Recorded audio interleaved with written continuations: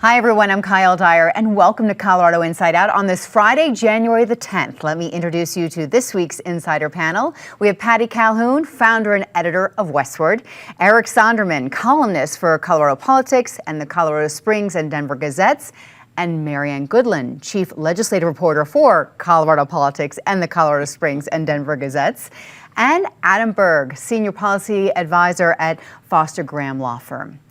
Before we get started talking about all things Colorado, I want to address the wildfires that have destroyed neighborhoods in California and taken lives. It was just a little over 3 years ago when a community here was wiped out in the deadly Marshall Fire. And you all have written or reported on that fire multiple times and policies following it. And I'm sure you've looked at stats, as you do.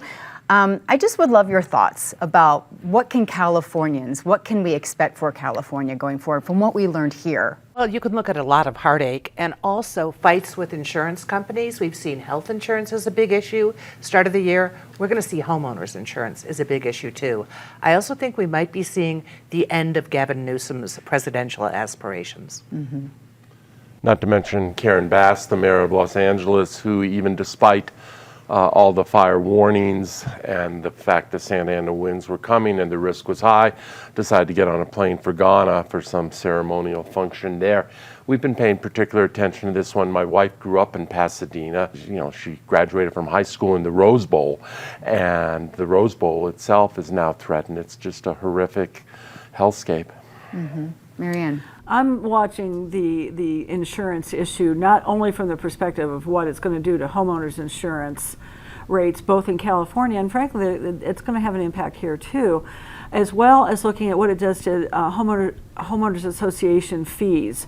My HOA fees went up by $119 a month, the biggest increase since we've lived in our home, and it's all due to high claims. Florida, California, Colorado, hail, wildfires, that kind of thing. So we're going to be in for, and the folks in California too, are going to be some really tough years. Getting insurance in California is going to be nigh onto impossible after this. All right, Adam. We may see increased conversations as well about the Colorado River Compact and negotiations around the future of water policy around the West. I also think possibly more national conversations about climate. I think this shows that climate doesn't care about your salary or your zip code. Seeing the homes of Hollywood stars burning and then talking about it on TV in a very urban setting, which is sort of what we saw in Colorado just a few years ago. So increased, I think, conversations about what, as a country, are there going to be policy shifts? How do we address this, especially with the new administration? Okay, all right. On Thursday, Governor Jared Polis delivered his 7th State of the State address before the legislature and said Colorado leaders must push for affordability, livability, and sustainability. Yet he also acknowledged that cuts need to be made in the state's budget. Governor Polis also acknowledged the incoming changes in leadership in Washington and, as expected, threw in some of those cultural references he likes to do in all of his speeches. What stands out to you all from what he said yesterday? Well, here in the free state of Colorado, we can speak freely about this speech.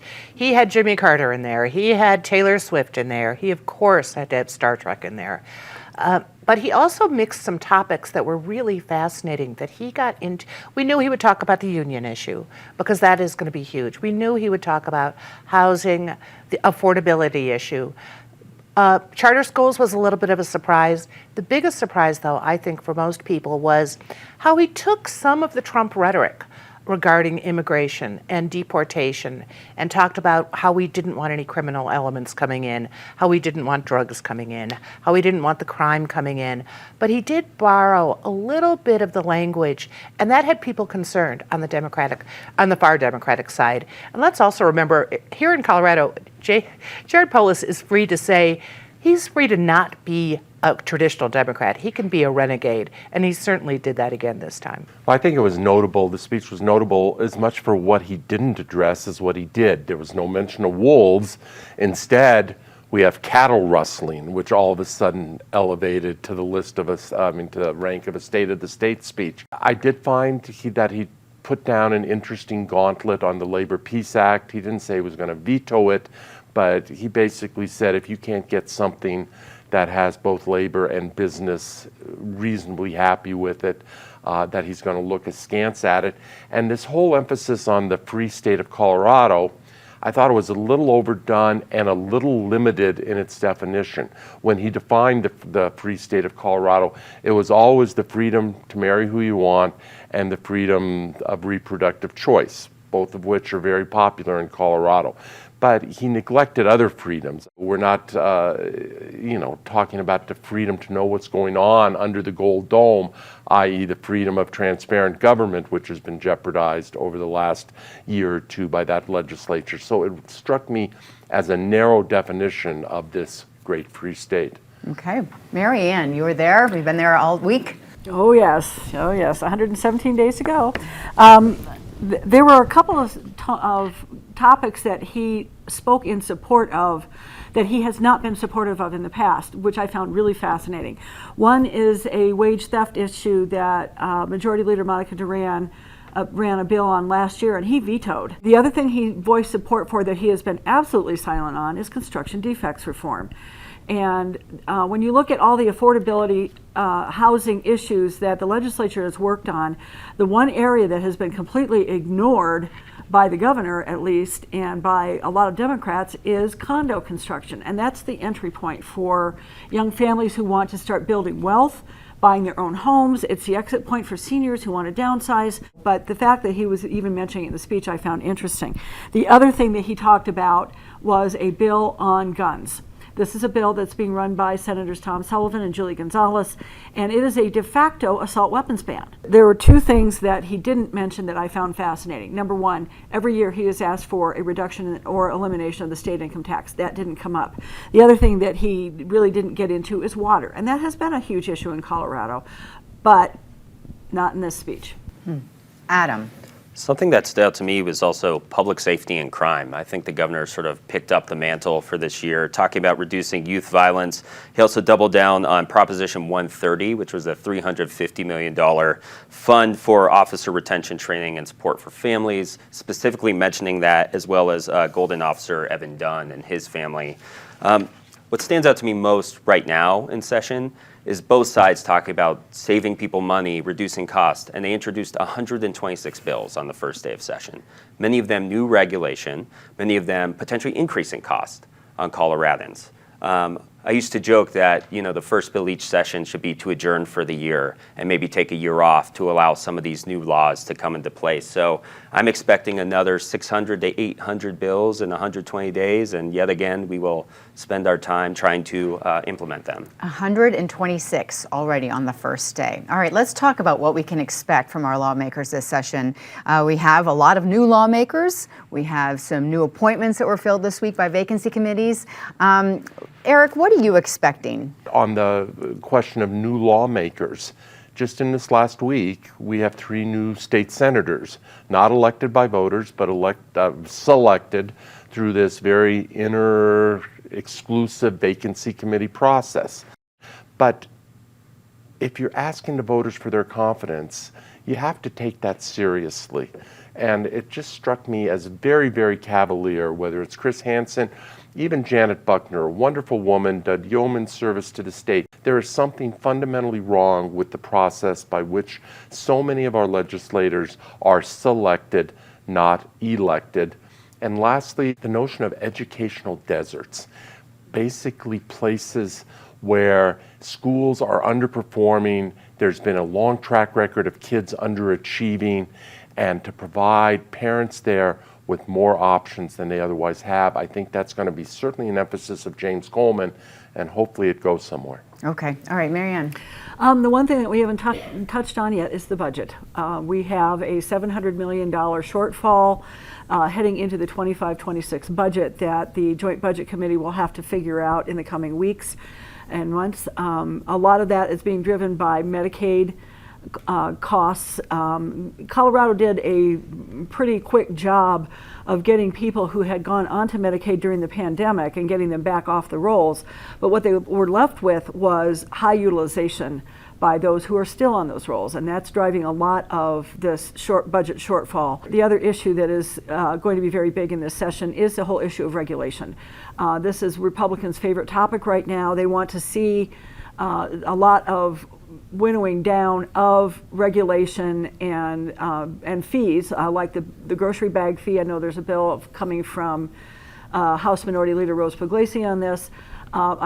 There's also going to be a bill to get rid of the retail delivery fee that was imposed in the 2021 session. So those are going to be some very, very hot topics in this legislative session. I think the fight over the budget is going to be the biggest fight this year. Not a lot of money for new programs. Higher education is going to be watching sort of their funding. What does this mean for them? Because they're typically the first to potentially get cut. So I think it's going to be mostly a fiscal battle this year, and then obviously fighting over the major issues like Labor Peace Act, like construction defect, like wage theft, which may take some time to weed out over the next 4 months. And the fact that lawmakers have to make room for what voters wanted, the $350 million to help support police, that has to figure somewhere in that budget. It's not the whole 350. Okay. There is no timeline for when that money has to be spent. Okay. Now, the governor wants to see it started this year, particularly on the issue of covering families of fallen officers. But that won't be that's not all of it. I want to talk about the fact that we don't see people playing nice. Even on Wednesday, you had 6 people who refused to certify the results of the election. Extreme Republicans who we can see it's definitely the MAGA branch of the Republican Party who didn't want to certify the election. And in fact, if it hadn't been certified, one of them had just been elected for the first time and wouldn't have been able to sit down. So we're seeing that people do not have a problem expressing themselves in ways that are counter to their party, maybe to the good of Colorado. So we're going to see a lot of that. I also think people don't realize this is a citizen legislature. It's 4 months, technically, of the year for these people. They earn, $47,000 if they're a new senator. Meanwhile, full-time workers at the legislature are the lobbyists, who earn a lot more in many cases and do actually work behind the scenes and influence a lot of things. So they are people to watch during this session. Okay. All right. Wednesday night, after a day-long hearing, Colorado Parks and Wildlife rejected a petition to take a pause on the release of a second round of gray wolves. This almost unanimous decision was made after CPW received a $582,000 bill from ranchers in Grand County whose cattle and sheep were killed by wolves that were released in the first year of the reintroduction project, which we remind everybody was passed by voters. This whole idea of reintroduction, voters passed it in 2020. Marianne, I'm going to start with you. The decision to reject that petition was not a surprise to anyone. We knew the administration would be opposed to it. We knew the head of CPW was not likely to take up that cause. So if anybody was surprised by it, then they're fooling themselves, because there was no question that they were going to put a halt on this. I think there is at least some hope by the ranching community that the Trump administration will step into this. When wolves were delisted under the Trump administration and then relisted by the Biden administration. So you could, if they're delisted from the Endangered Species Act, that kind of changes the narrative, or the potential for the narrative on this. As to that $582,000 bill, that's not all of it. There's going to be more. And most of these claims are related to low conception rates for cattle who are very stressed, and low weights when they get to market because they're not eating, they're too afraid to openly graze. So this has turned into an incredibly expensive and a considerably more expensive proposition than was sold to the voters by the wolf advocate community back in 2020. And there's already people trying to get it back on the ballot again. We'll see. Yes, we do have a group that has formed. It's very new. It's being run by Patrick Davis, who was the 2016 chair of the Colorado Trump campaign. So they want to get that repeal on the ballot in the 2026 election. So whether it's wolves or wolverines or big cats on the last ballot, it highlights these issues, the divide between urban and rural Colorado. There's a higher voting population, obviously, within the metro area, and at times they are making decisions on behalf of the state, and I think that is creating a divide with folks who don't live down near Denver. And they see these bills coming into play, and it's having a very real and very direct impact on their lives and their livelihood. We here in the metro area don't see that as much. We don't have wolves, running around the 16th Street Mall. I think this is going to be an issue that's going to also continue to play out at the Capitol this year. You are going to see, whether it's transportation, agriculture, rural legislators really stepping up this year to talk about these issues. Well, we did see it just even talking about the cattle rustling issue and the punishment that Polis was talking about. That petition, they announced they were filing it. They put in the language last Friday. I think we will definitely see it on the 2026 ballot. It would be not to pause the program, to end the program. And I think it has a pretty good chance of passing, depending on what happens, because people in the urban area who really have listened to the ranchers feel badly about their votes in some cases. So the fight is going to continue, and it'll be in the legislature and it'll be at the ballot box. Mm-hmm. I agree with Patty. I think there's substantial buyer's remorse out there. This is a serious group of people. Patrick Davis is a serious political consultant behind the repeal measure. They need to make it bipartisan. It can't just be a very MAGA kind of Republican thing, but I think that will come with time. Personally, I'm only, as we speak, there are wolves, another batch of wolves on their way here from British Columbia. Given the tensions between the U.S. and Canada with Trump incoming, I only wish that the Canadians had just said no thank you, or maybe Donald Trump could slap a tariff on the new batch of wolves, or somehow it seems like, what Trump refers to as the great 51st state of Canada could have come to our aid in this one. Okay, all right. This week started with the release of a scathing editorial written by Aurora's mayor, directed toward Denver's mayor, and the ongoing claims that Denver is responsible for sending migrants into Aurora. Mike Kaufman of Aurora is asking Mike Johnston of Denver to, as he calls it, tell the truth about what he did. It is not good, Adam, when these two neighboring cities, their leaders and their big cities are not getting along. But I don't see how this is going to calm down. It's not good. I had the pleasure of actually working for the Johnston administration at one point, and I can tell you it's disappointing to see this sort of dynamic playing out. The city of Denver, over a several-year period, took in over 40,000 people who arrived here. And I should say took in's maybe a loose word. They arrived here without the city having much say. And the city's responsibility was then to figure out, what do we do? And you'll recall that Congress was completely ineffective in addressing any border solution. They also were ineffective in providing funding. So I think it was sort of the Wild West at the time.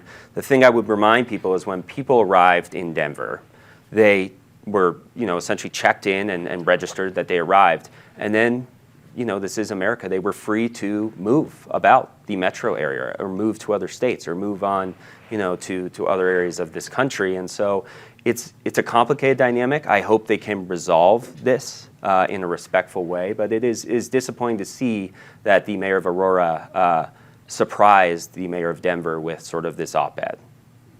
Patty. And it was also interesting that on Sunday about 4 o'clock, the media got an announcement that Johnston was giving a speech, talking to the media the next morning. So that's pretty quick to talk about your year's triumphs. No more warning than, 16, 20 hours.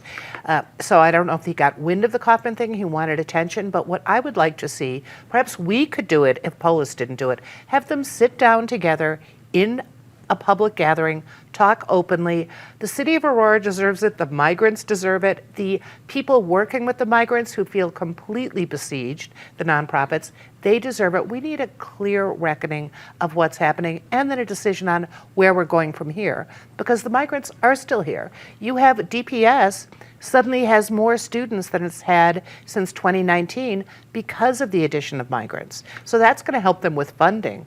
But these are all interlocking issues we have to talk about. Mm-hmm. I don't find it surprising that there's tension between the city of Aurora and the city of Denver. I mean, they have different agendas, somewhat different needs. Tension is fine. I found the column written by Mayor Kaufman out in Aurora to be overly harsh. In terms of Mayor Johnston here in Denver, his touting the accomplishments and his scorecard of the last year, whatever, we are due as a community, and Lord knows I don't have the answer. I'm not sure anyone around this table has the answer. But switching from the migrant issue to the homelessness issue, those numbers just continue to be disturbing no matter what we do, no matter how much money we invest in it or throw at it. And the strategies we have just are not working, and there needs to be a real honest assessment of what we're doing and conversation about, does this all make sense and does it have a good outcome? Marianne. I was sort of fascinated by that column juxtaposed with a letter that was sent to the legislature and the governor yesterday from Mayor Kaufman, Mayor Johnston, and the mayor of Colorado Springs, whose name I always mispronounce. And it was focused on 3 issues. Construction defects was one, juvenile justice was the second, the third was public safety and crime. And as I read that letter, I was looking for something to address the migrant issue that Mayor Kaufman was so upset about. It wasn't there. Primarily, it was dealing with sort of just regular crime. I don't know if that's the right word for it, but wanting to deal with the larger public safety issue. So while Kaufman and Johnson may be going after each other right now over this migrant issue, they do have ways to work together and express that to the legislature and to the governor this week. Okay. Let's talk about some of the highs and the lows from this week. Let's start with a low point so we can end on a good note for the week. Patty, I'll start with you. Shockingly, there were no longhorn cattle in the stock show parade on Thursday. Everyone likes to see them. The good news is that you can still go to the stock show, where they'll be on parade on the 18th. They'll be in the Wild West shows. It's definitely worth getting to the stock show this year. Well, the city, I think, is excited about the Broncos finally breaking the long drought and qualifying for the playoffs. We'll see if it's a decent playoff run or if it ends quickly in Buffalo this weekend. But something about the way the Broncos made the playoffs, the way Kansas City completely tanked, that is not good for the integrity of the sport. Yes, Denver was the beneficiary of that in this case, but there'll be some time in the future when Denver is the victim of that. There should be an obligation on professional sports franchises not to tank, to put in an effort. It was unseemly. To not even score at all for Kansas City, I know. Marianne. Judge Marchand, the New York judge who presided over the trial of Donald Trump on 34 felony counts, passed sentencing Friday morning, and no fines, no jail time, no probation, no nothing, which I found rather interesting. Given that Trump fought all the way to the U.S. Supreme Court this week to prevent that sentencing, and it wound up being nothing. Mm-hmm. Denver is just the latest city this week to move forward with legislation restricting gas stations. This is something we've actually seen across the metro area, across the country as well, and it's an interesting trend because it's done both through the guise of environmentalism, that gas stations can be emitters, which sure, maybe some of the old gas stations are. But much of these new gas stations are also providing EV chargers. Some of them provide food in areas that may be food deserts or not have access to any kind of food. And gas stations, some of these new ones, increasingly trying to offer a diverse array of things for people. So interesting to see in Denver, it's being pushed as an affordable housing effort to save land for affordable housing. They're taking this up again in February, so just keep your eyes on that and see how it plays out. Okay, all right. Let's end on something good, Patty. Tim Gill, who's been intrinsic in making Colorado the state of freedom, a blue island, he was honored by the White House this week because not of his good works, not just here, but around the world. So good work by Tim Gill. Highest civilian honor. Yeah, that's impressive. Here on that one vis-a-vis Tim Gill. 2 people, both of whom are participants on this show, one of whom is sitting at the end of this table, who have newsletters going out about the legislative process on a regular basis that are incredibly thoughtful and incredibly comprehensive. And if you follow the Colorado legislature, I'm increasingly regarding them as essential reading. Ed Sealover, who's a sometimes panelist here with the Summons, he calls his the Sum and Substance.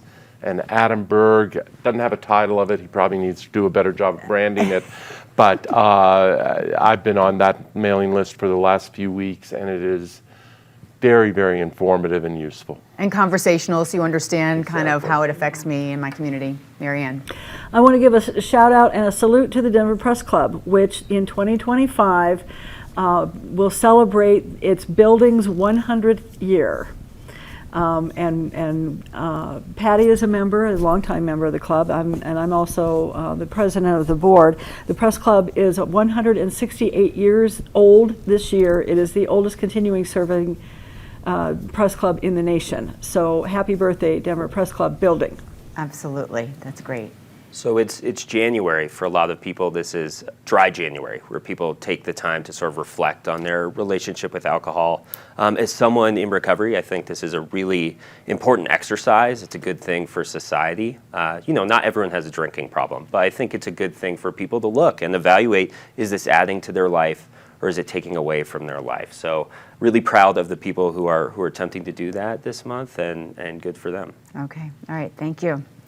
My High is this weekend's opening of the National Western Stock Show, and that includes the Coors Western Art Exhibit and Sale on the third level of the Expo Hall, which a lot of people don't really know is there, so you need to check it out because you will see the best of the best when it comes to our country's best contemporary Western artists. I'm very excited that my friend, sixth-generation Coloradan Duke Beardsley, is the featured artist this year, and you must check out his work. But I also want to mention how the proceeds from the sale of all the art help support Colorado students studying agriculture, rural medicine, and veterinary sciences, 120 students each year to be exact. So the stock show really does support our vital ag community and celebrates the Western way of life, and it's a whole lot of fun, so get out there this opening weekend. Thank you, insiders, for joining us this week, especially have such a big week. Mary Ann, especially, you've been working a long couple days. Thanks for you all for watching or listening to our podcast. I'm Kyle Dyer. I will see you next week here on PBS 12.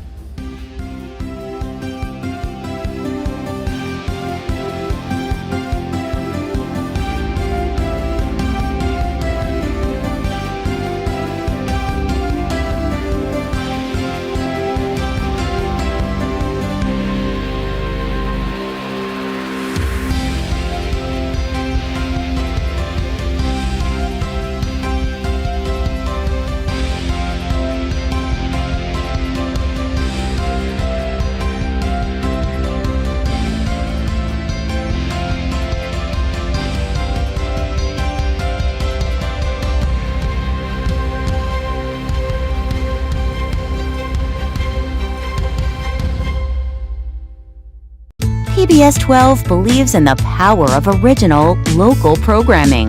Help us bring more shows, like the one you just watched, by donating at pbs12.org/program support today.